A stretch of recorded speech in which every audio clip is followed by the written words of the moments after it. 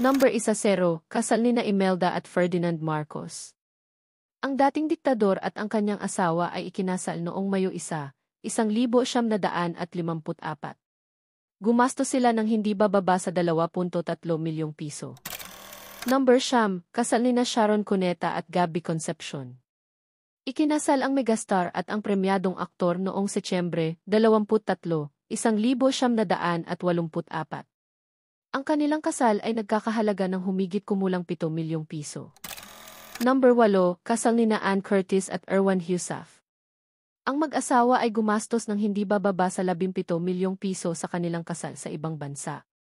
Ikinasal sila noong 2017. Number 7, kasal nina Donna Cruz at Potenciano Yung Tilarazabal.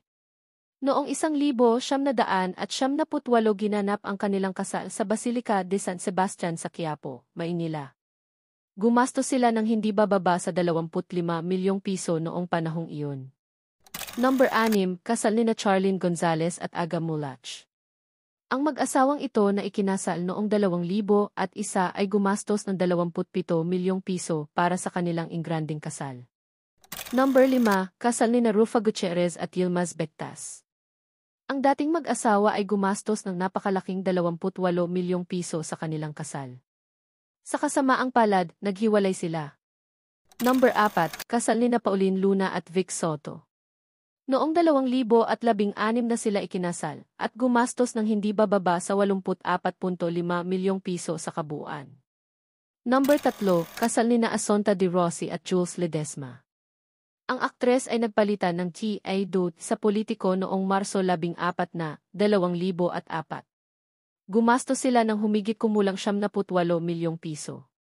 Number 2, kasal nina Marian Rivera at Dingdong Dantes. Gumastos ang mag-asawa ng hindi bababa sa 103 milyong piso para sa kanilang ingranding kasal noong 2014 na. Number 1, kasal nina Vicky Bello at Hayden Co.